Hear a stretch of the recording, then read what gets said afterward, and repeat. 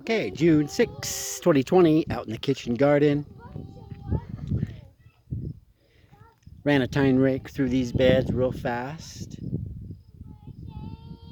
Got some radish here. Red, orange, and purple carrot. Little transplanting station. Everything's looking really good.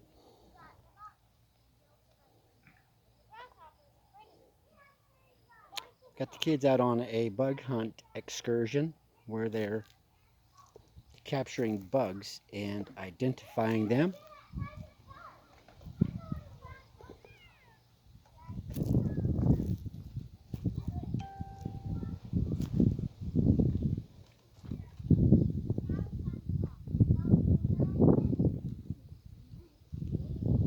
Here amongst the celery, we got some just germinating spinach that's underplanted. So I'm usually stacking 3 crops. The longest crop, or the one that's going to take the most days to maturity, I plant first. And then second, and then third crop. So the last crop is the short crop. So that really helps maximize your efficiency of your bed by stacking crops. And I also have some tomatoes in here that I could transplant as they develop a really nice root.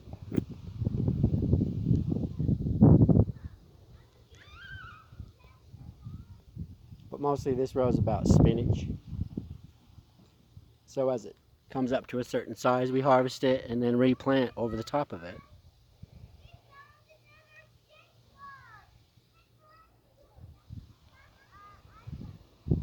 Went ahead and put this wall all the way around the kitchen garden to slow down the airflow, which was kind of being problematic. I had the ends of these beds getting dry and the heads of the beds where all the massive growth was happening. So I figured this is an air motion issue. Closed off the area, slowed the wind down dramatically, and I'm seeing a big difference. The beds all stayed wet evenly. And I'm seeing really high rates of germination, so that's what I want to see. This is some daikon radish. We've talked about it before. It's in seed. And as you can see, here's the seed pods. They're quite a delicacy. They're really sweet and kind of spicy and hot, like 10 times a radish, and considered a delicacy. If they're on, we'll pop them off and add them to our salad mixes.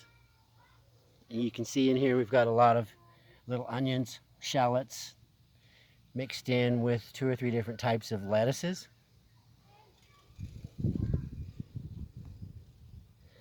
And some mustard green called wasabina. It looks like a little bit of arugula right there. So basically the whole salad mix grows together and we harvest it. This is some romaine. And we've been harvesting heavily out of these rows. But it was so densely planted that I haven't even needed to overseed it yet. And this is just perfect, tender, sweet, crispy, holds out really nice, stores for 18 days with no failure.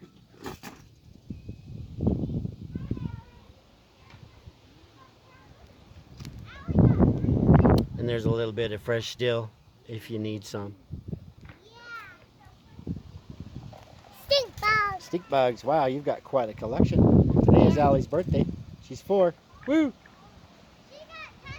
How are you, princess? Are you on the bug hunt? Stink bugs. Stink bugs, of course. Very nice. Stink bugs. Awesome. This is some. Stink bugs. Then can I have a salad? You want a salad? Yeah. Okay, maybe later. I'm shooting a video right now talking to the people about this wasabina. It is a mustard green. Yeah, it's a little bit spicy, but we love it. Of course we love it.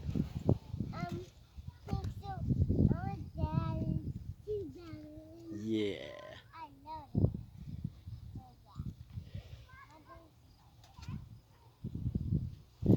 can see how it's a little bit sparse at these ends. Mostly mustard green. Some carrots, more mustard greens. A little bit of mescal. Some iceberg. I think those are volunteers from last year, actually.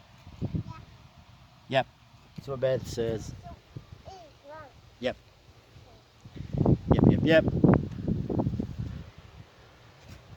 Some nice, really deep sapphire green, emerald green, tender deal right there. Deal. With some salmon. Ooh. Now we're talking.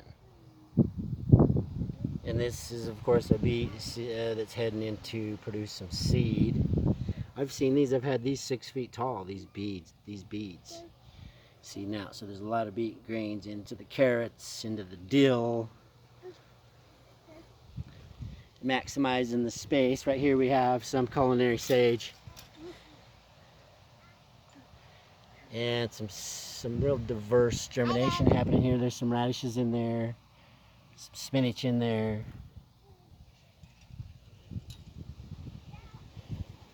And these are the last 2 rows we planted, so they've got some catch-up time. And they're basically the same thing. Beets. Some Italian parsley in there. Some shallots intermingled. Onions, bunching onions. Eggplants. Hockerai turnip. Hockerai.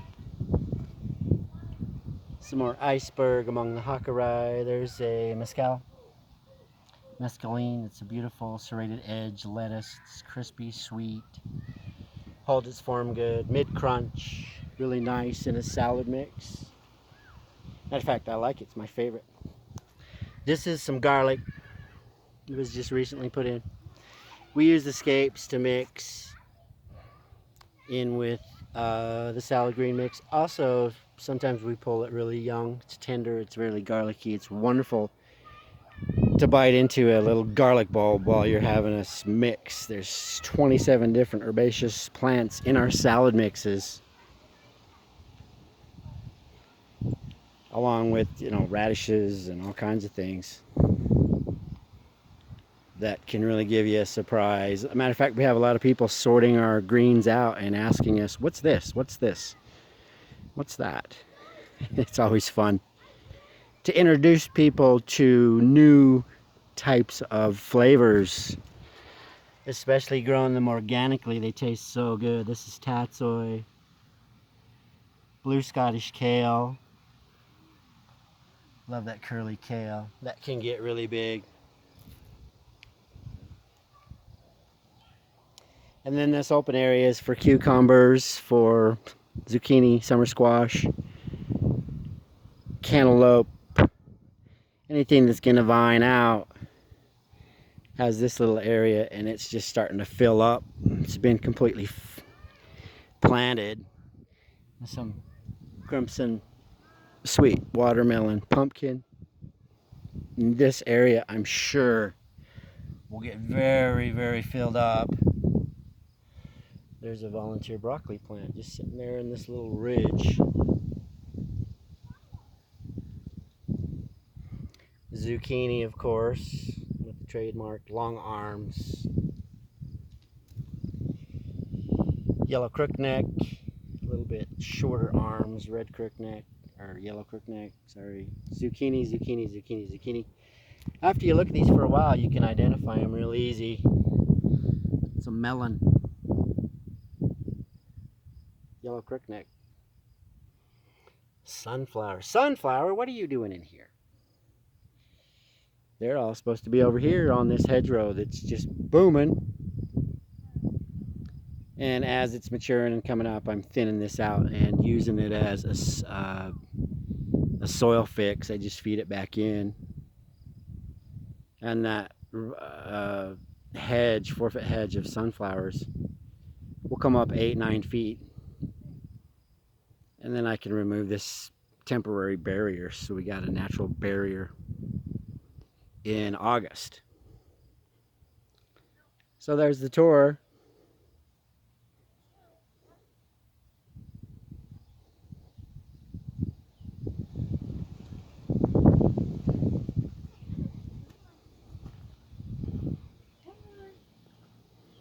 We're always under construction of something.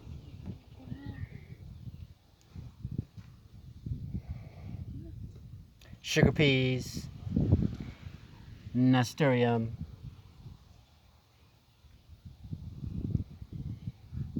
that's a pickling cucumber, and it's going to have its own trellis. Chocolate mint, Italian parsley, sweet cherry,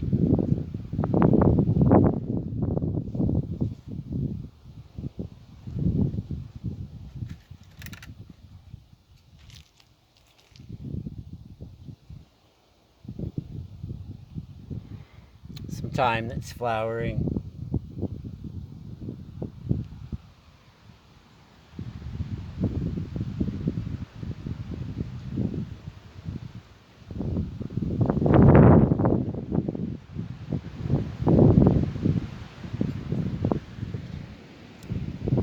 Could be a couple of Armenian cucumbers there. Those really can vine out. I've had Armenian cucumbers 30 plus feet long.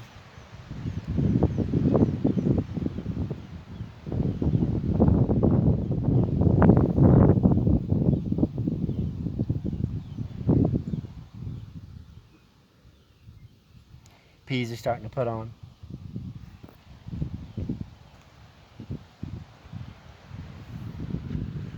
Got some pole beans in here.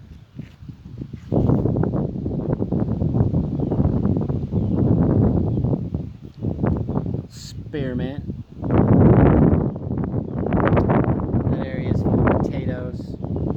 Reds, my favorite. What's this? Some more of that beautiful sage. So aromatic. We make a lot of sage available for our shareholders, and they love it, fresh or dried. Or we'll make you a nice smudge out of it. I grow white sage for the smudges. It's incredibly fragrant and a nice oil.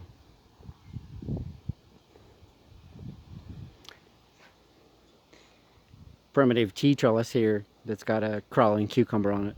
Another pickling cucumber. Garlic and eggplants in there.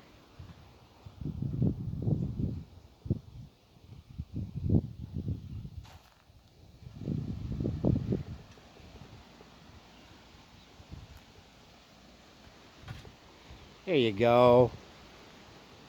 Sure, these sunflowers are feeling a little bit of relief back here because they were usually getting beat by the wind.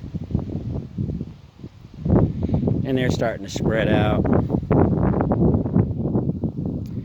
And I'm fine with that. Take the whole yard. Sunflowers are a great soil amendment.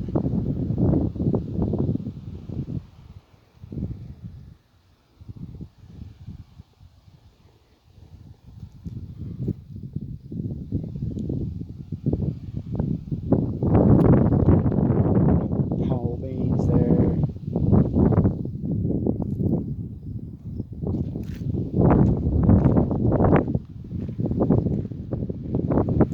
This will be quite spectacular. I'll film it again so you can see it when it's thinned out and it's a hedge. And it's just yellow and green and fantastic to see. A kitchen garden with a hedge of flowers around it. Always wows them.